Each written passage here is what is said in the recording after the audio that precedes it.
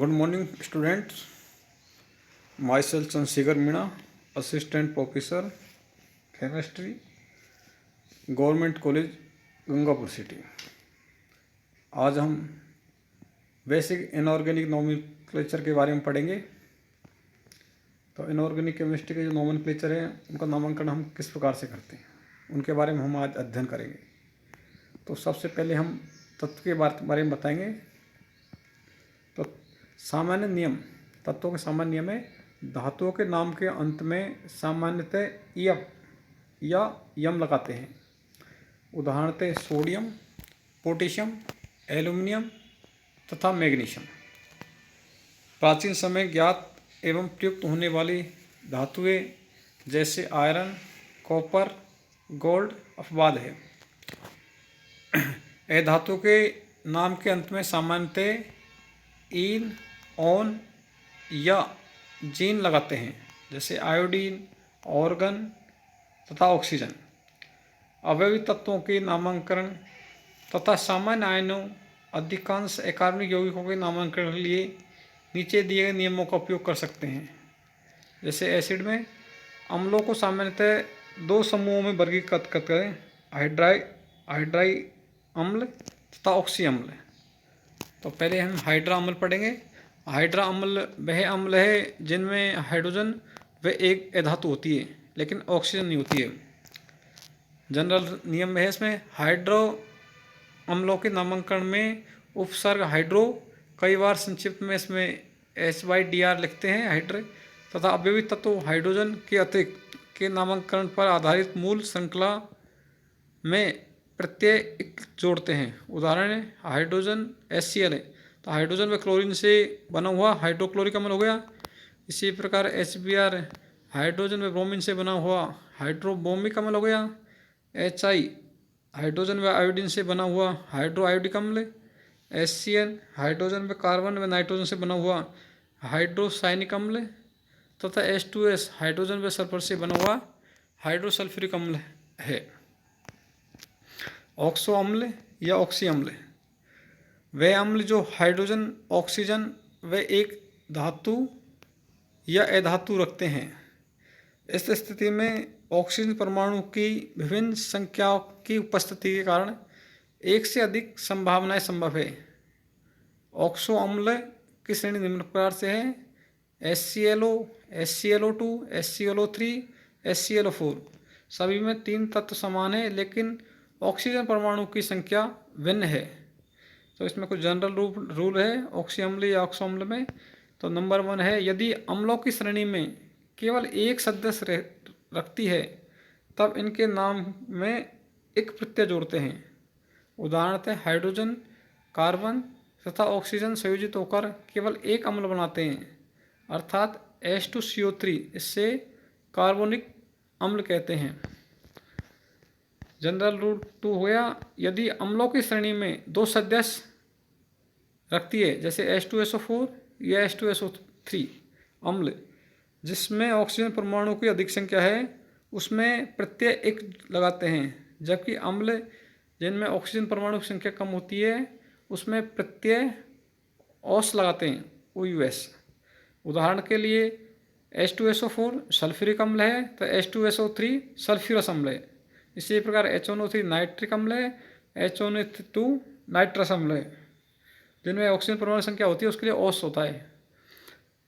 मात्रात्मक अम्ल श्रेणी में जैसे HClO, HClO2, HClO3, HClO4 की स्थिति में अस अम्ल की अपेक्षा एक ऑक्सीजन परमाणु कम वाले अम्ल के नाम में उपसर्ग हाइपो व प्रत्यय अस प्रयुक्त करते हैं, तथा एक अम्ल की अपेक्षा एक ऑक्सीजन परमाणु अधिक वाले अम्ल के नाम में उपसर्ग पर प्रत्यय एक प्रयुक्त करते हैं। उदाहरण HClO हाइपोक्लोरस अम्ल, HClO2 क्लोरस अम्ल, HClO3 क्लोरिक अम्ल और HClO4 परक्लोरिक अम्ल है। यह एक महत्वपूर्ण प्रश्न उत्पन्न होता है कि कौन सा एक अम्ल होगा। यह एक स्वैच्छिक प्रक्रिया है तथा इसका कोई सही उत्तर ज्ञात नहीं है। यह पुराने रसायन शास्त्रियों द्वारा इसके लिए दिए गए नाम पर आधारित है। जब इसके लिए कोई व्यवस्थित नामांकन उपलब्ध नहीं हो, क्योंकि ये नाम इतने प्रसिद्ध होते हैं कि इन्हें परिवर्तित करना कठिन होता है। इसकी चिंता। अब कैटायन, धनात्मक आयन। तो कैटायन एकल धनात्मक आवेश वाले धातु परमाणु है, तो धनात्मक आयनों के नाम के अंत में ईएम लगाते हैं यदि आयन केवल एक ऑक्सीजन अवस्था रखते हैं। कुल आवेश का स्तर केवल एक स्तर। उदाहरण के लिए सोडियम का धनात्मक आयन सोडियम आयन Na+। तो एल्यूमिनियम का धनात्मक Al+3 एल्यूमिनियम आयन।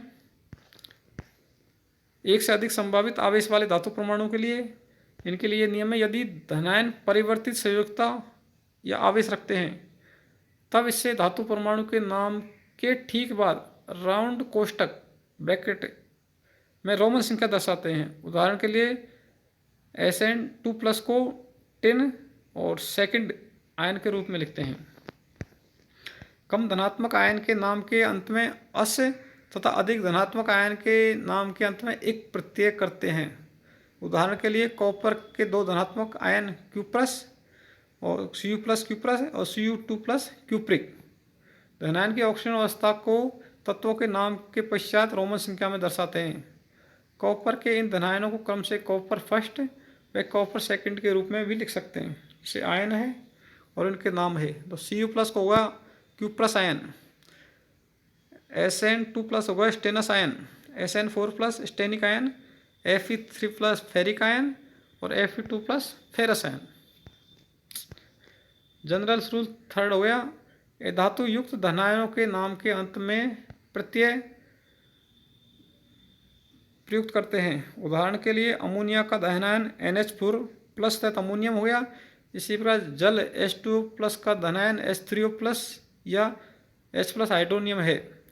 इन नामों को ये लिखिए। तो NO2+ को तो हम नाइट्रोनियम कहेंगे, NO+ को नाइट्रोसोनियम और H3O+ को हाइड्रोनियम।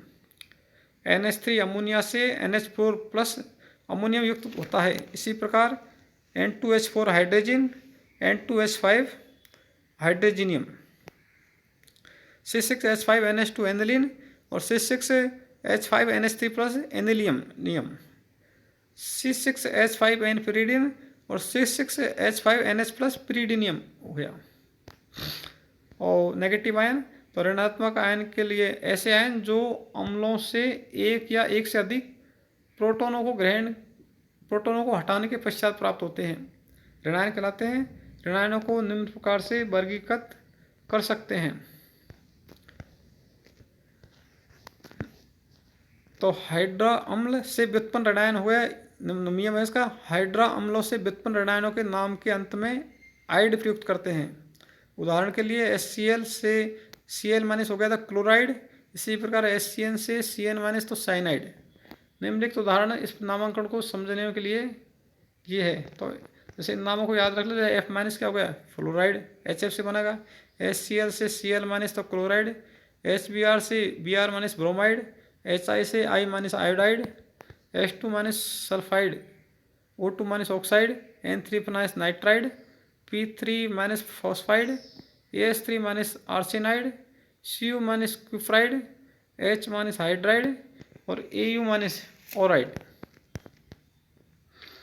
ऑक्सी अम्लों से व्युत्पन्न ऋणायन, ऐसे आयन जो ऑक्सी अम्लों से एक या एक से अधिक H+ आयनों को हटाने के पश्चात प्राप्त होते हैं, ऑक्सी ऋणायन कहलाते हैं। इनके नियम में, यदि ऑक्सी अम्ल एक अम्ल है तब ऑक्सी ऋणायन में प्रत्यय 8 प्रयुक्त करते हैं, ATE8। तो जैसे उदाहरण CO3 है, कार्बोनेट है जो H2CO3 से प्राप्त होता है। इसी प्रकार ZnO2- जिंकेट है हुआ, SiO3 है सिलिकेट। यदि ऑक्सी अम्ल OUS अस अम्ल है तब ऑक्सी ऋणायन में प्रत्यय ITE प्रयुक्त करते हैं। उदाहरण के लिए HNO2 नाइट्रस अम्ल है से व्युत्पन्न NO2- नाइट्राइट है तथा H2SO3 सल्फ्यूरस अम्ल से व्युत्पन्न SO3 सल्फाइट है। नियम, यदि ऑक्सी अम्ल पर यह हाइपो अम्ल उपसर्ग वाला है तब ऑक्सी ऋणायन समान उपसर्गों वाला होगा। उदाहरण के लिए परक्लोरिक अम्ल HCl4 से परक्लोराइड ऋणायन Cl4-। इसी प्रकार हाइपोक्लोरस अम्ल HClO से हाइपोक्लोराइड आयन ClO माइनस। इन नामों को लिख ले, जैसे SO4 minus sulphate, SO3 minus sulphide, NO3 minus nitrate, NO2 minus nitrite, SnO3 minus stannate, SnO2 minus stannite, PbO3 minus plumbate और PbO2 माइनस प्लम्बाइट। अब है लेक्चर 2 में है प्रतिस्थापी हाइड्रोजन अम्लों के वाले ऋणायन। तो पॉलीप्रोटिक अम्ल, एक से अधिक प्रतिस्थापनी हाइड्रोजन आयन वाले अम्ल, एक से अधिक प्रतिस्थापी हाइड्रोजन आयन वाले अम्ल पॉलीप्रोटिक अम्ल कहलाते हैं। प्रतिस्थापी हाइड्रोजन होता है वह हाइड्रोजन परमाणु जो क्षार के साथ अभिक्रिया के दौरान H+ के रूप में निष्कासित होते हैं। ऑक्सी अम्लों में O परमाणु से जुड़े हुए H परमाणु प्रतिस्थापी होते हैं। यदि सभी प्रतिस्थापी हाइड्रोजन निष्कासित हो जाते हैं तब हमें ऋणायन प्राप्त होते हैं, जिसका हम उपरोक्त खंड में वर्णन कर चुके हैं। पॉलीप्रोटिक अम्लों में सबसे कम संख्या में प्रतिस्थापी हाइड्रोजन उपस्थित होते हैं। उदाहरण है H3PO4 ट्राइप्रोटिक है। हम इसमें से 1, 2 या 3 H+ आयनों को निष्कासित कर H2PO4 माइनस, SPO42 माइनस व PO43 माइनस प्राप्त करते हैं। फॉस्फेट आयन PO3 माइनस से पहले ही है। नियम 1, एक उपसर्ग Bi पुराना नामकरण है या हाइड्रोजन ऋणायन के नाम से जोड़ते हैं। ट्राइप्रोटिक या उच्च अम्लों के लिए नमूने में शेष प्रतिस्थापी H परमाणु की संख्या को प्रदर्शित करने के लिए गणितीय उपसर्गों को प्रयोग किया जाता है। उदाहरण है SCO3 माइनस बाइकार्बोनेट या हाइड्रोजन कार्बोनेट है। HSO3 माइनस बाइसल्फाइड या हाइड्रोजन सल्फाइड है। HS माइनस बाइसल्फाइड या हाइड्रोजन सल्फाइड है। जब ऋणायन -3 आवेश रखता है तो PO43 में निम्नलिखित संभावना होती है। HPO4 माइनस की मोनो हाइड्रोजन फॉस्फेट व H2PO4 माइनस की होगी डाई हाइड्रोजन फॉस्फेट। तो जैसे मिश्रित ऋणायन के है तो ये जैसे NH2 माइनस को हम क्या बोलते हैं, एमाइड, NH2 माइनस को इमाइड, N3 माइनस को नाइट्राइड, N3 माइनस को एजाइड, O2 माइनस को परऑक्साइड, O2 माइनस को सुपरऑक्साइड, O3 माइनस के ओजोनाइड, CrO4 माइनस के क्रोमेट, Cr2O7 माइनस को डाइक्रोमेट, MnO4 माइनस को मैग्नेट, MnO माइनस को permanganate, Cn minus cyanide, OCN minus cyanate, SCN minus thiocyanate, H2O3 minus thiosulphate, CH3CO minus acetate, CO4 minus oxalate और FeCN6 whole thrice के हो गए ferrocyanide, FeCN6 minus ferrocyanide. परमाणु तथा आयनों के मध्य अंतर।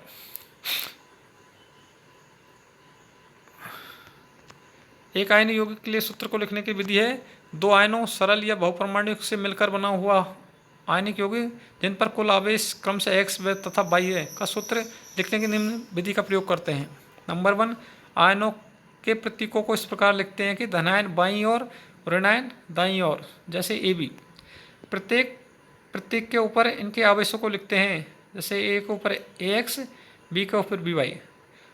अब किस क्रॉस नियम जैसे XB और AY अर्थात AY BX का पालन करते हैं, उभयनिष्ठ कारकों को निरस्त करते हैं। लास्ट है परमाणु तथा आयन में अंतर। परमाणु पूर्णतः उदासीन होते हैं, जबकि आयन एक या एक से अधिक परमाणु वाले आयन आवेशित कण होते हैं। परमाणुओं प्रोटॉनों की संख्या इलेक्ट्रॉनों की संख्या के बराबर होती है। जैसे सोडियम में प्रोटॉन 11, इलेक्ट्रॉन 11 होंगे। क्लोरीन में प्रोटॉन 17 तो इलेक्ट्रॉन 17 होंगे। लेकिन धनात्मक आवेशित आयन में प्रोटॉनों की संख्या इलेक्ट्रॉनों की संख्या से अधिक होती है। ऋणात्मक आवेशित आयन में प्रोटॉनों की संख्या इलेक्ट्रॉनों की संख्या से कम होती है। उदाहरण है Na+ में प्रोटॉनों की संख्या 11 है, इलेक्ट्रॉन 10 है। इसी प्रकार Cl- में प्रोटॉन 17 है, इलेक्ट्रॉन हो गया 18। तो परमाणु में अक्रिय गैसों के अतिरिक्त परमाणुओं के बाह्यतम कक्ष में इलेक्ट्रॉनों की संख्या 8 से कम होती है। जैसे Na+ में 281, Ca में कैल्शियम में 2882, Cl में 287 और S में 286। आयनों के बाह्यतम कक्ष में सामान्य में 8 इलेक्ट्रॉन होते हैं, अर्थात NS2 NP6। परमाणु रासायनिक क्रियाशीलता इलेक्ट्रॉनों की हानि या ग्रहण या साझे के कारण कारक होती है, क्योंकि अक्रिय गैस अभिविन्यास प्राप्त कर लेते हैं, जबकि आयन में रासायनिक क्रियाशीलता आयन पर उपस्थित आवेश के कारण होती है। विपरीत आवेशित आयन स्थिर विद्युत बल द्वारा एक दूसरे से जुड़े हुए रहते हैं।